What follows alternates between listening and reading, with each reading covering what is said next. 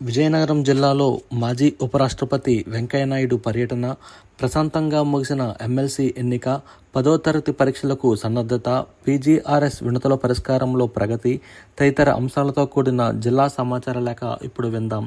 వ్యాఖ్యానం విజయనగరం జిల్లా ఆకాశవాణి ప్రతినిధి రామకృష్ణ. ప్రతి ఒక్కరూ సేవా దృక్పథాన్ని అలవర్చుకోవాలని, సేవ కూడా జీవితంలో ఒక భాగంగా చేసుకోవాలని మాజీ ఉపరాష్ట్రపతి ఎం వెంకయ్యనాయుడు పిలుపునిచ్చారు. కొత్తవలస మండలం మంగళపాలెంలో జరిగిన శ్రీ గురుదేవ చారిటబుల్ ట్రస్ట్ 27వ వార్షిక వేడుకలకు ఆయన ముఖ్య అతిథిగా హాజరయ్యారు. ట్రస్టు సేవలను ప్రశంసించారు. ఇతరులకు సేవ చేయడం, కష్టసుఖాలను తోటివారితో పంచుకోవడం మన భారతీయ హైందవ సంస్కృతిలోనే ఉందని అన్నారు. జన్మనిచ్చిన తల్లిదండ్రులకు, విద్య నేర్పిన గురువులకు, సమాజానికి ఎల్లప్పుడూ కృతజ్ఞులై ఉండాలని సూచించారు. ట్రస్టు ఆధ్వర్యంలో నిర్మించిన క్యాన్సర్ ఆసుపత్రిని, కృత్రిమ అవయవాల తయారీ కేంద్రాన్ని స్థానిక ఎమ్మెల్యే కోళ్ల లలితకుమార్తో కలిసి సందర్శించిన ఆయన దివ్యాంగులకు కృత్రిమ అవయవాలను, చేతికర్రలను, మోటరైజ్డ్ ట్రైసైకిళ్లను, వినికిడి యంత్రాలను, వీల్చైర్లను పంపిణీ చేశారు. విజయనగరం జిల్లాలో ఉత్తరాంధ్ర ఉపాధ్యాయ ఎమ్మెల్సీ ఎన్నికల పోలింగ్ ప్రక్రియ ప్రశాంతంగా ముగిసింది. మొత్తం 29 పోలింగ్ కేంద్రాల్లో పోలింగ్ జరిగింది. 94.05 ఓటింగ్ శాతం నమోదైంది. జిల్లాలో 5,223 మంది ఓటర్లు ఉండగా 4,912 మంది ఉపాధ్యాయులు ఓటు హక్కు వినియోగించుకున్నారు. మార్చి 8న జరగబోయే జాతీయ లోక్ అదాలత్లో ఎక్కువ కేసులను రాజీ చేయాలని జిల్లా ప్రధాన న్యాయమూర్తి కళ్యాణ్ చక్రవర్తి సూచించారు. విజయనగరం, పార్వతీపురం, మన్యం జిల్లాల్లోని న్యాయమూర్తులకు, పోలీసు అధికారులకు పలు సూచనలు చేశారు.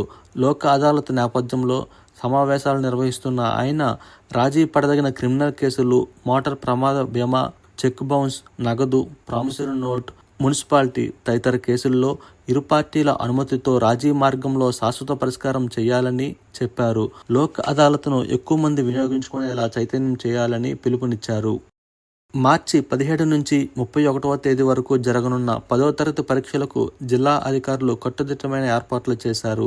రెగ్యులర్, ప్రైవేటు కలిపి జిల్లాలోని 119 కేంద్రాల్లో 23,765 మంది విద్యార్థులు పరీక్షలు రాయనున్నారు. ఓపెన్ స్కూల్స్ నుంచి రెగ్యులర్ 460, ప్రైవేటు 154 కలిపి మొత్తం 614 మంది విద్యార్థులకు గాను 27 కేంద్రాలను ఏర్పాటు చేస్తున్నారు. ఉదయం 9:30 నుంచి మధ్యాహ్నం 12:45 గంటల వరకు పరీక్షలు జరుగుతాయని, ఎక్కడా ఎటువంటి అవాంఛనీయ ఘటనలు చోటు చేసుకోకుండా పక్కా ఏర్పాట్లు చేయాలని కలెక్టర్ డాక్టర్ బిఆర్ అంబేద్కర్ అధికారులకు ఆదేశించారు.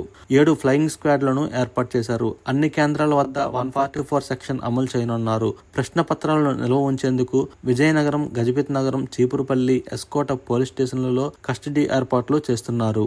ప్రజా సమస్యల పరిష్కారంలో జిల్లా అధికారులు చూపించిన కృషికి తగిన ఫలితం దక్కింది.